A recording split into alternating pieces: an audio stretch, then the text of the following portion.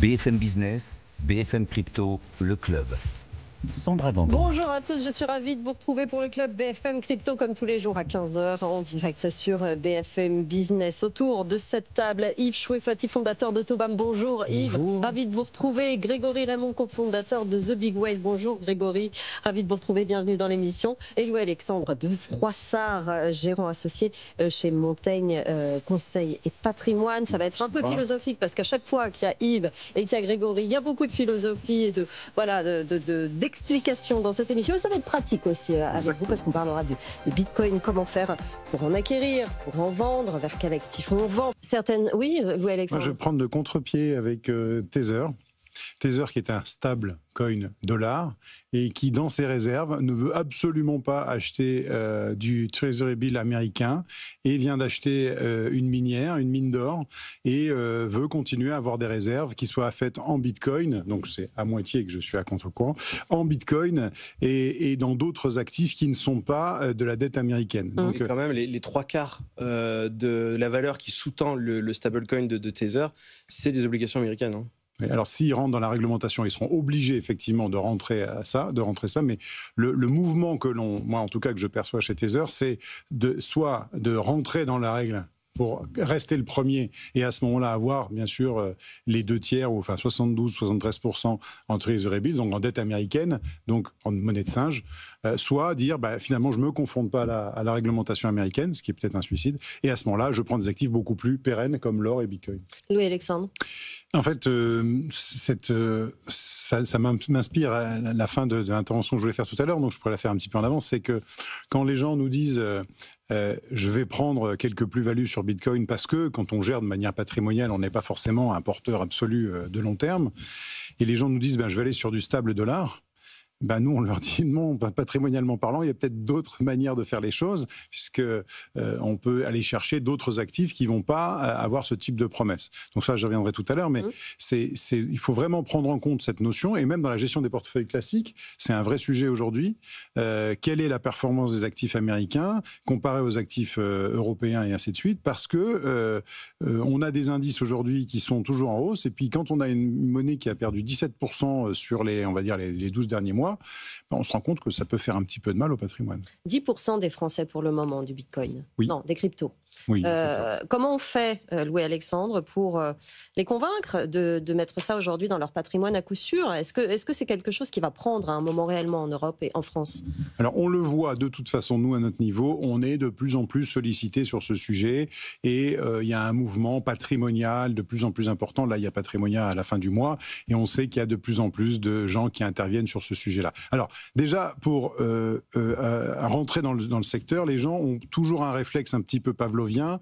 On va sur une plateforme et on va aller acheter ces jetons sur une plateforme et on va les garder sur une plateforme. Nous, notre approche, vous savez, elle est bien différente. Elle dit, si vous achetez chez un broker une plateforme, c'est une chose, conservez-les vous-même. Mais il n'y a pas que ce moyen-là d'acquérir. On peut aussi acquérir en faisant du minage. Souvent, ça permet d'avoir un petit discount sur le prix. Et on peut acquérir aussi, les gens oublient, on peut vendre un objet en Bitcoin. Si on a une adresse qu'on est capable de générer avec son portefeuille froid, avec une clé Ledger par exemple, on peut dire envoyez-moi le prix de vente sur telle adresse, et comme ça on acquiert des Bitcoins de manière, on va dire, beaucoup moins, on ne dévoile pas toutes ces données financières à un tiers. Ça a un avantage de la discrétion. Bon, ça c'est l'acquisition. Donc le but, c'est que nous, on essaie de donner à nos clients le fait de pouvoir acquérir soit par leur entreprise, soit à titre personnel, par différents moyens. Donc on a dit plateforme, courtier, minage, achat et vente, et vente d'un objet qui permet de récupérer des bitcoins.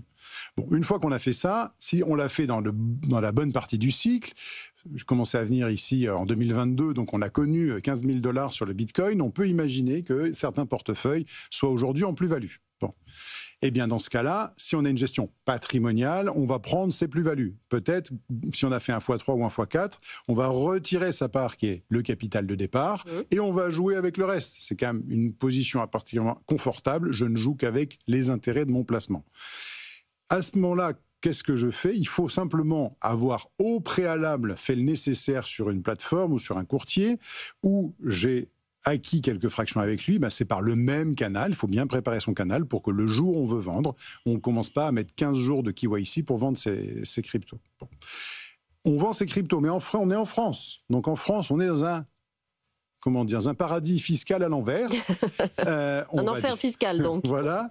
Et donc, tout est très compliqué. Oui. Donc, qu'est-ce que l'on fait? On va décider de prendre le seul point positif qu'on a dans la fiscalité française, qui est un échange crypto-crypto qui est neutre fiscalement.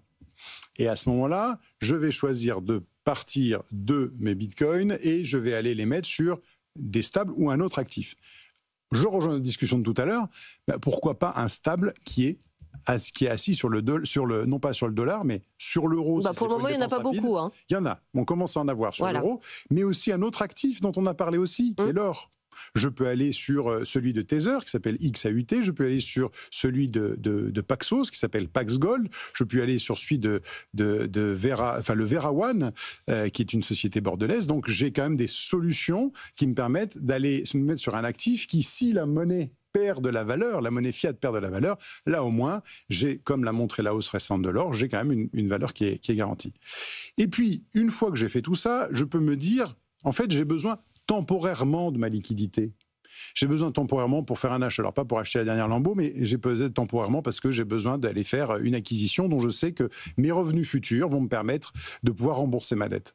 Et c'est là qu'aujourd'hui, un certain nombre de solutions de prêts lombards arrive enfin en France, accompagnée par une loi, on attend les décrets exacts, mais une loi qui a été votée au 30 avril, donc en application depuis le 1er mai, et qui va me permettre, en neutralité fiscale, d'avoir temporairement de la liquidité sur mes jetons. Et cette liquidité, ça va me permettre de faire ma dépense et de la rembourser quand j'aurai décidé de le faire. Donc vous voyez, un actif comme Bitcoin et quelques crypto-monnaies, c'est quelque chose que l'on peut gérer de manière totalement, avec du bon sens. Et il y a de plus en plus de professionnels. Nous, on était un peu des pionniers, mais il y a de plus en plus de professionnels qui peuvent vous accueillir là-dessus. Pour autant, les gens en France ont une culture financière assez réduite. Oui. Ils font appel à leur notaire dès qu'il s'agit de faire des transferts d'argent, d'avoir des informations. Voilà. Est-ce que les notaires, eux, sont formés sur ces questions-là suffisamment, en nombre, sur tout le territoire? Je veux dire, est-ce que ces questions-là commencent réellement à se voir dans ces professions? 24 mois de travail auprès des notaires commencent à porter leurs fruits. Donc nous avons aidé cette année plusieurs notaires à faire des récupérations de portefeuille, de faire des donations de Bitcoin. Là, on en fait même des donations démembrées, ce qui est très rigolo patrimonialement parlant. Et il y a des chambres des notaires qui nous contactent pour qu'on organise des formations.